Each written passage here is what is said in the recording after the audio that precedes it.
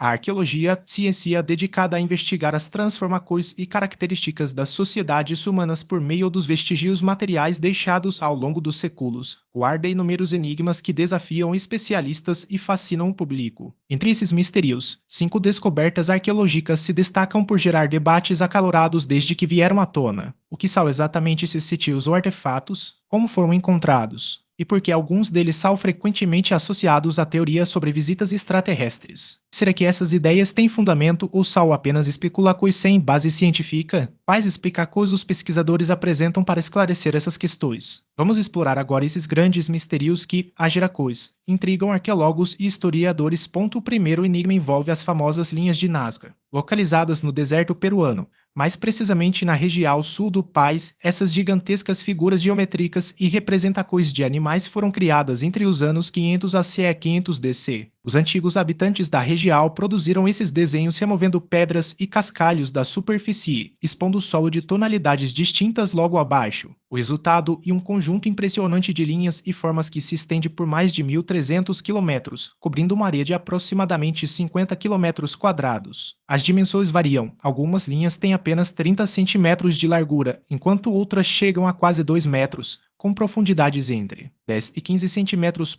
Embora muitas dessas figuras sejam simples tracos retos, outras representam formas complexas como animais, aranha, beija-flor, peixe, condor, lagarto, macaco, felino e cachorro, e elementos vegetais, como árvores e flores. A preservação desses geoglifos se deve, em grande parte, ao clima árido e à baixa incidência de ventos na região, além do isolamento geográfico. No entanto, nas últimas décadas, a expansão urbana e agrícola têm ameaçado sua integridade. As linhas de Nazca são mais visíveis quando observadas de certa altitude, a cerca de 500 metros do solo, embora também possam ser avistadas das colinas ao redor. A primeira referência histórica às linhas de Nazca data de 1553. Quando o cronista espanhol Pedro Cieza de León as descreveu como marcos de caminhos. No século XX, com o surgimento da aviação, pilotos peruanos começaram a relatar a existência dessas figuras vistas do alto. Em 1927, o arqueólogo Toribio Mejia Chespi as observou enquanto caminhava pelas encostas das montanhas e, mais tarde, apresentou suas descobertas em uma conferência em Lima em 1939. Desde então,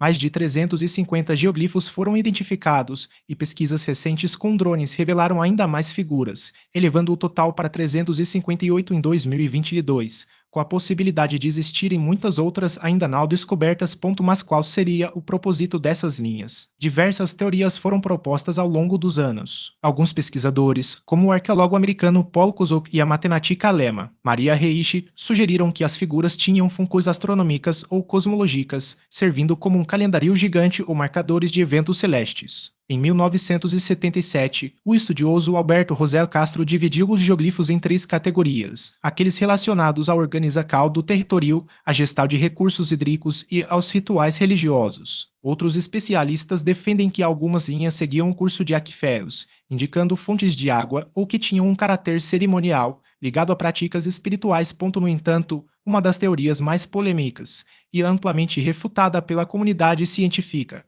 é a de que as linhas de Nazca seriam pistas de pouso ou sinais para naves extraterrestres. O escritor sueco Erich von Däniken popularizou essa ideia em seu livro Eram os Deuses Astronautas, publicado em 1968. Segundo ele, as linhas teriam sido criadas por seres de outros planetas como infraestrutura para suas aeronaves, e os antigos habitantes da região as teriam reproduzido na esperança de atrair o retorno desses deuses. Däniken chegou a comparar os desenhos com os padrões de aeroportos modernos, sugerindo que civilizações avançadas teriam visitado a Terra em diferentes épocas, influenciando culturas como a egípcia, a inca e a da Ilha de Páscoa. A maioria dos arqueólogos, porém, considera essa hipótese uma fantasia sem qualquer embasamento, classificando-a como mera especulação sensacionalista.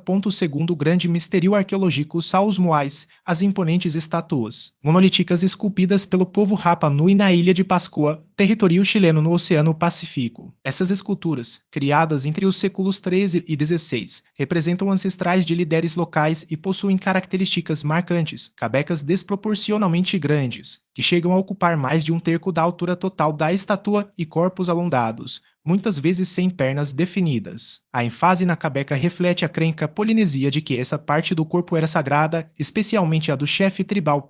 Quase metade dos moais ainda se encontra na cratera vulcânica de Ranu Haraku, principal local de extracal da rocha utilizada em sua confecção. Os demais foram transportados para plataformas de pedra chamadas AU, posicionadas ao longo da costa da ilha. As estatuas foram esculpidas em tufo vulcânico, um tipo de rocha formada por cinzas solidificadas, e o processo de criacal envolvia primeiro o esboço da figura na rocha, seguido da remocal do material excedente. Os bracos são esculpidos em baixo relevo e posicionados junto ao corpo, enquanto as pernas, quando visíveis, são apenas sugeridas. Muitas estatuas estão parcialmente enterradas, com apenas a cabeça e os ombros expostos. Ainda hoje, os moais despertam perguntas sobre como foram transportados e erguidos, considerando seu peso e tamanho. As teorias variam desde o uso de troncos de árvores como roletes até técnicas avançadas de engenharia que permitiam seu deslocamento em posição vertical. O que se sabe é que essas esculturas desempenhavam um papel central na cultura Rapa Nui, servindo como símbolos de poder, proteção espiritual e conexão com os antepassados. Mediam entre 4 metros de altura e 1,6 metro de largura, chegando a pesar mais de 12 toneladas. Até hoje, foram catalogados mais de 900 moais, dos quais apenas cerca de 50 foram esculpidos em materiais distintos do tufo vulcânico, entre eles basalto, traquita, escoria e pedra pómez. A maioria dessas estatuas está posicionada de costas para o mar, uma característica intrigante que os arqueólogos associam à sua função simbólica. Acredita-se que os moais representavam figuras de autoridade, tanto política quanto religiosa, personificando antepassados ilustres da sociedade Rapa Nui.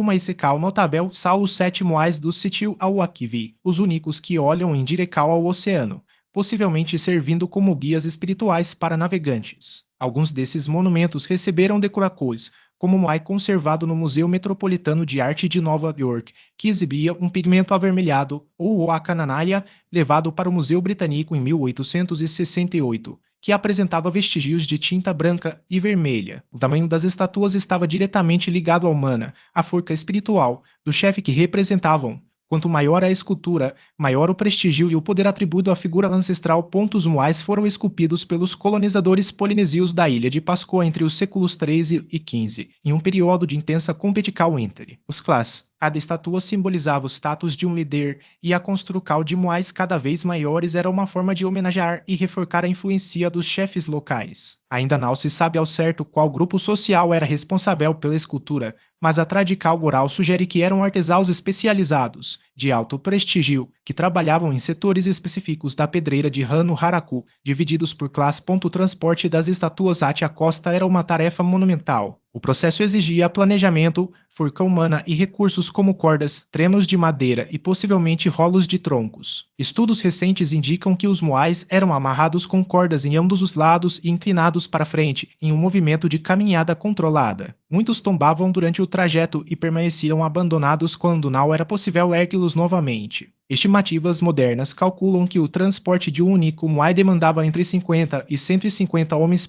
A mitologia Rapa Nui, por sua vez, oferece uma explicação mais poética. Segundo as lendas, os moais caminhavam por si mesmos, movidos pela forca do mana e pelas ordens de líderes com poderes mágicos. O declínio dos moais em algum momento após a chegada do explorador holandês Jacob Roggeveen, em 1722. Todos os moais que haviam sido erguidos em plataformas cerimoniais foram derrubados. As últimas esculturas ainda em produção datam de 1838, e em 1868 não restava nenhuma estátua em pé, exceto aquelas parcialmente enterradas nas encostas do Hano Haraku. As causas desse declínio são debatidas. Relatos orais mencionam conflitos entre clãs, que derrubavam as estatuas de seus rivais, enquanto evidências arqueológicas sugerem que terremotos também contribuíram para a queda de algumas figuras. Muitos moais tombaram de brucos, ocultando seus rostos, e outros se partiram no pescoço ou caíram de costas. Atualmente, cerca de 50 dessas esculturas foram restauradas e reposicionadas em suas plataformas originais, tanto na ilha quanto em museus ao redor do mundo. A bateria de Bagdá, um enigma arqueológico. A chamada bateria de Bagdá e o nome dado a um conjunto de 3 artefatos, um vaso de cerâmica, um cilindro de cobre e uma barra de ferro, encontrados juntos em 1936, durante escaracolhos no sítio arqueológico de Kujut Rabu, o atual Iraque. A região, próxima à antiga cidade de Ctesifonte, foi capital dos impérios Parta e Sassanida entre 150 a 650 DC. Os artefatos são datados desse período. A hipótese mais difundida é a de que esses componentes formavam uma célula galvânica primitiva, capaz de gerar corrente elétrica. O vaso de cerâmica, com 14 centímetros de altura e uma abertura de quase 4 centímetros de diâmetro, abriga um cilindro de cobre que, por sua vez, envolve uma barra de ferro. Na parte superior, o ferro é isolado do cobre por uma camada de betume e ambos os metais se encaixam perfeitamente no recipiente. O cilindro de cobre não toca o fundo do vaso, permitindo que um líquido preenchesse o espaço ao redor da barra de ferro. Análises da corrosão nos metais e experimentos posteriores indicam que o vaso provavelmente continha uma solucal ácida, como vinagre ou vinho, que funcionaria como eletrolito. A combinação dos eletrodos de cobre e ferro imersos nesse líquido poderia gerar uma corrente elétrica fraca. Em testes realizados após a Segunda Guerra Mundial, o engenheiro Willard Gray reproduziu o artefato usando suco de uva como eletrolito e conseguiu produzir uma pequena corrente. Outros pesquisadores, como Arne Gebrecht, afirmaram ter usado uma réplica da bateria para durar uma pequena estatua por meio de galvanoplastia, embora não existam registros escritos ou fotográficos que comprovem o experimento. Teoria sobre sua funcal. A ideia de que a bateria de Baga era usada para galvanoplastia, o processo de revestimento de metais por meio de eletrólise, foi defendida por alguns arqueólogos, como o austríaco Billensell. Segundo essa teoria, o artefato explicaria a presença de objetos da época sassanida aparentemente banhados a ouro. No entanto, especialistas como Paulo Cradock, do Museu Britânico, argumentam que os exemplares encontrados na região eram, na verdade, recobertos por técnicas tradicionais, como o banho de ouro com mercúrio, e não por galvanoplastia. Outros pesquisadores, como Paul T. Kaiser, da Universidade de Alberta, apontam que, mesmo com eletrolitos mais deficientes, a corrente gerada pela bateria seria insuficiente para processos de galvanização. Isso não descarta, porém, a possibilidade de que o artefato tivesse outras aplicações, como a eletroterapia para alívio de dores ou até mesmo a eletroacupuntura. Da vida a Scott, diretor do Laboratório de Conservação GT, critica a tendência de atribuir funções avançadas a objetos antigos sem evidências concretas. Para ele, a ideia de que a bateria de Bada era usada em processos de galvanoplastia é insustentável, uma vez que não há registros ou vestígios arqueológicos que comprovem o uso dessa técnica na região naquele período. Ainda assim, o mistério persiste. Sinal era uma bateria para galvanização, qual teria sido sua verdadeira utilidade de desaparecimento. Em 2003, durante o caos da invasão do Iraque liderada pelos Estados Unidos, a bateria de Bada sumiu do Museu Nacional do país. O artefato, um dos 15 exemplares conhecidos, foi subtraído em meio aos saques que devastaram o acervo histórico iraquiano. Até hoje, seu paradeiro permanece desconhecido, acrescentando mais uma camada de mistério a um objeto já envolto em especulações. Seu desaparecimento não apenas privou a ciência de um possível estudo mais aprofundado, mas também simbolizou a perda irreparável de um patrimônio cultural que poderia ajudar a esclarecer enigmas milenares. O mapa de Piri Reis, um enigma cartográfico que, e o mapa de Piri Reis, trata-se de um fragmento de um mapa mundi elaborado em 1513 pelo almirante, navegador e cartógrafo otomano Piri Reis. Desse documento original, preserva-se apenas um terço, redescoberto em 1929 no Palácio de Topkapi, em Istambul, na Turquia. Sua importância histórica reside no fato de conter uma cópia parcial de um mapa de Cristóvão Colombo, que, de outra forma, teria se perdido para sempre. Diferente dos mapas modernos, o de Piri Reis não segue coordenadas de latitude e longitude, mas sim o estilo das cartas portulanas. Representa cores náuticas que utilizavam rosas dos ventos e anotações detalhadas para orientar navegadores. Escrito em turco otomano e repleto de notas explicativas, o documento é um dos primeiros mapas islâmicos a incorporar conhecimentos não muçulmanos, especialmente europeus. Uma de suas características mais intrigantes é a precisão com que retrata o litoral da América do Sul, algo notável para a época. Especialistas acreditam que Piri Reis baseou-se em fontes variadas, incluindo um mapa perdido de Colombo, que representava Cuba como parte da Ásia, e descrições de Marco Polo sobre o Japão. No entanto, o mapa também apresenta elementos controversos, como ilhas fantasmas e locais não identificados, gerando debate sobre sua autenticidade e propósito. A origem do mapa está ligada à trajetória pessoal de Piri Reis. No final do século XV, ele navegou ao lado de seu tio, Kemal Reis, um corsário otomano que mais tarde se tornou oficial da Marinha Imperial. Em uma batalha naval, capturaram um marinheiro espanhol que havia participado das expedições de Colombo. Esse prisioneiro teria fornecido a Piri Reis informações valiosas sobre as terras recém-descobertas, incluindo possivelmente o próprio mapa de Colombo. Após a morte de seu tio em 1511, Piri Reis se estabeleceu em Gallipoli, onde compilou seus conhecimentos em um mapa mundi, que presenteou ao sultão otomano em 1517. O destino original do documento após sua entrega permanece desconhecido, Ate seu redescobrimento quase 4 séculos depois. O achado ocorreu em 1929, durante a conversão do Palácio de Tokapi em museu. O historiador alemão Gustav Adolf Deissmann, convidado pelo diretor dos Museus Nacionais Turcos, Ali Eden Elden, examinou uma coleção de documentos não-islâmicos na biblioteca do palácio.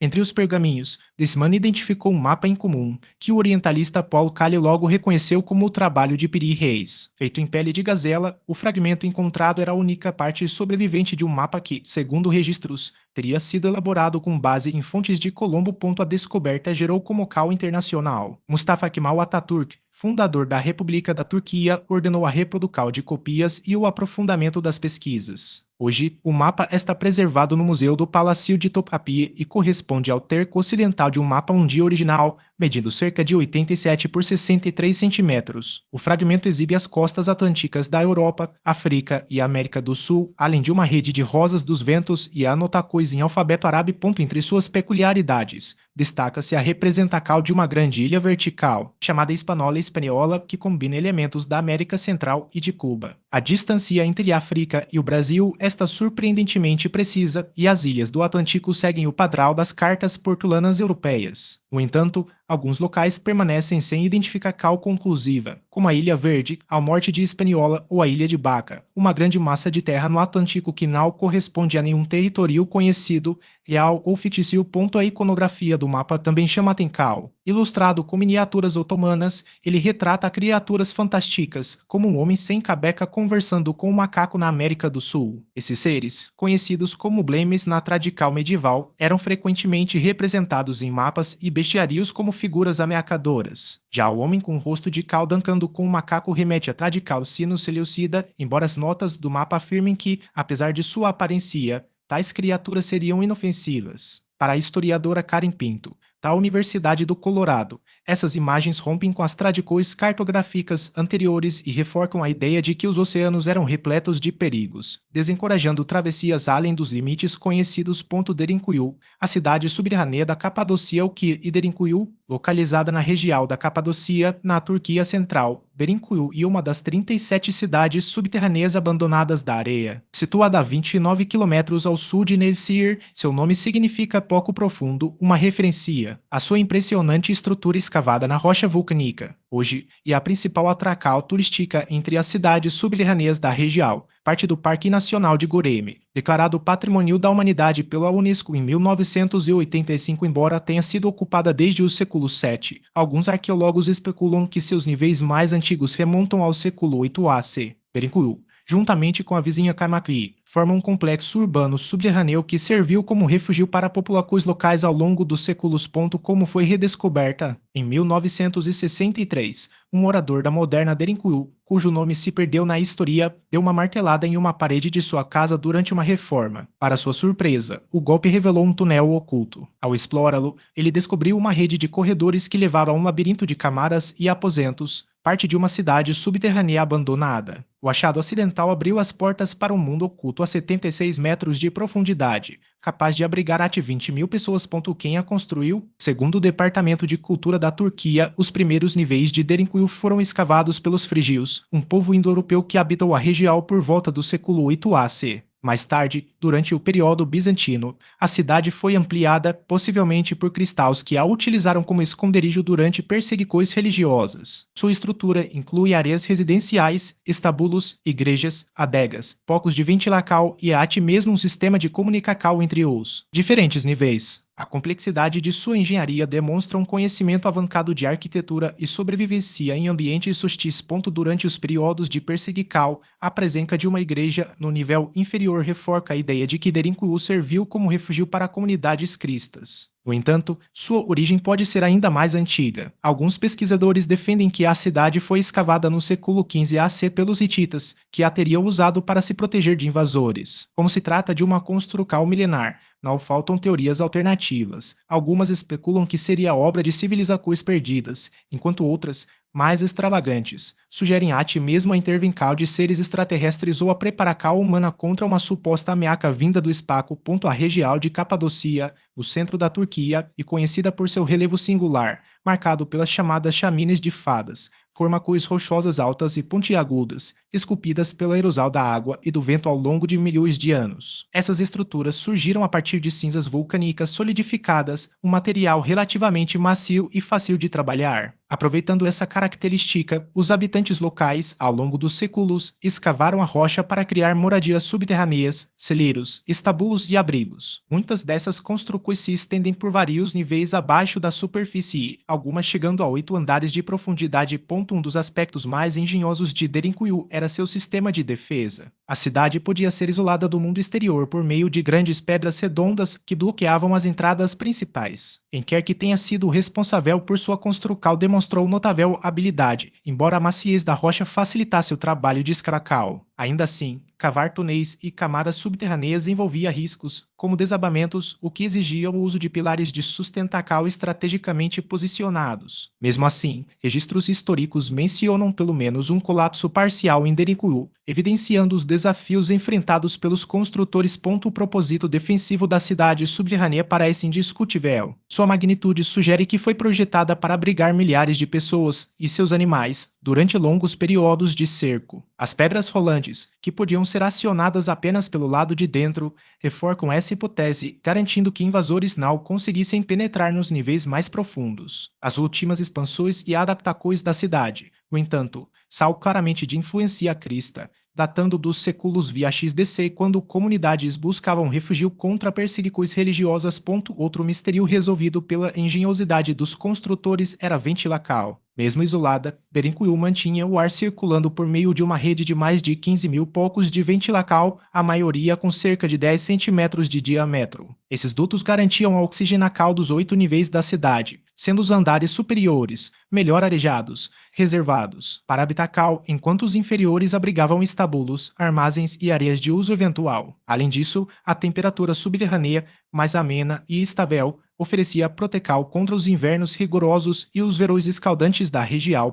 Conhecer lugares como Derinkuyu nos lembra da capacidade humana de adaptação e inovação diante de adversidades. Se você gostou deste conteúdo, compartilhe com amigos e familiares para que mais pessoas descubram os enigmas fascinantes da arqueologia. Não se esqueça de deixar sua opinião nos comentários e de nos acompanhar em nossas redes sociais, os links estão na descrição abaixo. Afinal, como diz o ditado, um povo que ignora sua história está condenado a repeti-la.